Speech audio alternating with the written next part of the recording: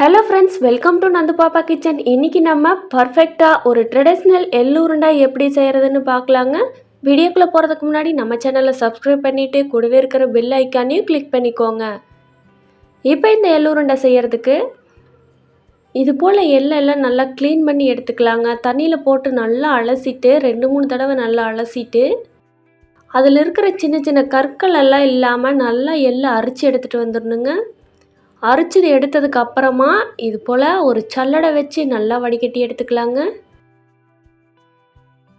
சின்ன சின்ன தூசி, மண், கல் இது மாதிரி இருக்குங்க. அதனால் நம்ம அரைச்சி எடுத்துட்டு இது போல் ஒரு பேனில் சேர்த்துக்கலாம். இப்போ ஸ்டவ் ஆன் பண்ணிவிட்டு ஸ்டவ்வை மீடியம் ஃப்ளேமில் வச்சுட்டு இது போல் வறுத்து விட்டுக்கலாங்க. அந்த ஈரத்தன்மையெல்லாம் நம்ம வறுக்கும் போதே போயிருங்க.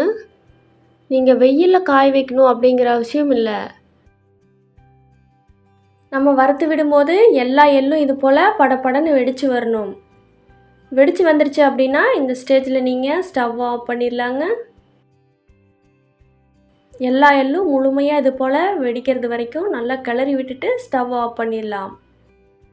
எல்லா எள்ளும் இது போல் பொரிஞ்சு வந்ததுக்கப்புறமா நல்லா ஆற வச்சிடலாங்க. இது ஒரு 5-10 நிமிஷம் நல்லா ஆறட்டும். அதுக்கப்புறமா மிக்ஸி ஜாரில் சேர்த்துட்டு நல்லா அரைச்சிட்டு வந்துடலாம். அதுக்கு பிறகு இப்போ நம்ம 1/4 கிலோ அளவு எள் எடுத்துருக்குறோம் அப்படின்னா 1/4 கிலோ அளவு ராகி மாவு எடுத்துக்கலாங்க. நீங்கள் எள், மாவு, சுகர் இதெல்லாம் ஒரே குவான்டிட்டியில் எடுக்கணும். 1/4 கிலோ எடுத்திங்கன்னா இதுவும் 1/4 கிலோ எடுத்துக்கணுங்க. சரி பாதியாக எடுத்திங்கன்னா தான் கரெக்டாக இருக்கும். 1/4 கிலோ ராகி மாவு சேர்த்துட்டு ஒரு டம்ளர் அளவு தண்ணி சேர்த்துட்டு இதை நம்ம புட்டெல்லாம் செய்வோம்ல அது போல் நல்லா மாவு பிசைஞ்சு எடுத்துக்கணும். நீங்கள் ஒரு தடவையாகவே அதிக தண்ணி சேர்க்கக்கூடாதுங்க. இப்போ நான் ஒரு தடவை சேர்த்த தண்ணியே இதுக்கு எல்லாத்துக்கும் கரெக்டாக இருக்கிற மாதிரி வந்துருச்சு.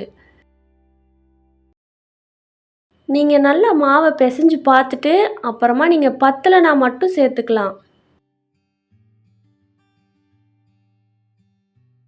தண்ணி தெளித்து நீங்கள் புட்டு மாவு பதத்துக்கு பிசைஞ்சுக்கணும்.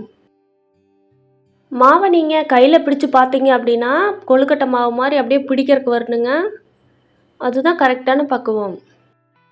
நீங்கள் மாவை பிடிச்சிங்கனாலும் பிடிக்க வரணும். அந்த மாவை நல்லா உடச்சி விட்டிங்கனாலும் சாஃப்டாக உடஞ்சி வரணும். அந்த கன்சிஸ்டன்சியில் இருக்கணும். இது போல் மாவெல்லாம் பிசைஞ்சு விட்டுட்டு இப்போ நம்ம இட்லி தட்டில் துணி வச்சுட்டு அந்த நம்ம பிசைஞ்சு வச்ச மாவெல்லாம் அதில் சேர்த்துக்கலாங்க. நம்ம ரெகுலராக இட்லியெல்லாம் வேக வைப்போம்ல அந்த அளவு தண்ணி சேர்த்துட்டு இட்லி தட்டோட மூடி எடுத்துட்டு அந்த துணி எதுவும் நனைக்கலைங்க. இட்லி துணி நனைக்காமையே இது போல் நம்ம ராகி மாவை சேர்த்துக்கலாம். மூடி போட்டு மூடிட்டு இது ஒரு 10 நிமிஷம் நல்லா வெந்து வரணுங்க. அதுக்கு பிறகு நம்ம ஆற வச்ச எள்ளை மிக்ஸி ஜாரில் போட்டு நல்லா அரைச்சிட்டு வந்துடலாங்க. நீங்கள் எள்ளை அரைச்சிட்டு வந்த பக்கம் இது போல் பிடிச்சிங்க அப்படின்னா பிடிக்கிற மாதிரி வரணுங்க. அந்த அளவு அரைச்சி வச்சுக்கணும். அரைச்சி வச்சதுக்கப்புறமா இப்போ இனிப்புக்காக சுகர் சேர்த்துக்கலாங்க. நான் முதல்ல சொன்ன மாதிரி 1/4 கிலோ எள் எடுத்தீங்க அப்படின்னா 1/4 கிலோ அளவு நாட்டு சர்க்கரை, 1/4 கிலோ அளவு ராகி மாவு, இந்த அளவுக்கு கரெக்டாக இருக்குங்க. இப்போது இந்த மாவும் நல்லா வெந்து வந்துருச்சு. இது கொஞ்சம் கூட கட்டிகள் இல்லாத மாதிரி நல்லா உடச்சி விட்டுக்கலாங்க. கட்டிகள் எதுவும் சேராத மாதிரி நீங்கள் கை வச்சுட்டு பொறுமையாக நல்லா உடச்சி விட்டுக்கலாம். இது எல்லாத்தையும் ஒரு கரண்டி வச்சு நல்லா மிக்ஸ் பண்ணி எடுத்துக்கலாங்க. இந்த சுகர், ராகி மாவு, எள் இதெல்லாம் சேர்ந்தாப்புல நல்லா மிக்ஸ் பண்ணி விட்டுக்கலாங்க. இப்போ சூடாக இருக்கும், அதனால் நம்ம கரண்டியில் மிக்ஸ் பண்ணுறோம். கை பொறுக்கிற சூடு வந்ததையுமே நீங்கள் கையில் நல்லா பிசைஞ்சு விட்டுடலாம். இது ஒரு 5 நிமிஷம் போல் இந்த கட்டிகளெல்லாம் உடச்சிட்டு நல்லா பிசைஞ்சு விட்டுடலாங்க. இந்த சூட்லேயே அந்த சர்க்கரை நல்லா மெல்ட் ஆகி வந்துடுங்க. ஒரு 5 நிமிஷம் போல் பிசைஞ்சு விட்டீங்க அப்படின்னா மாவு இந்த பக்குவத்துக்கு வரும். இப்போ நீங்கள் உருண்டை பிடிக்கிறதுக்கு கரெக்டாக இருக்கும்.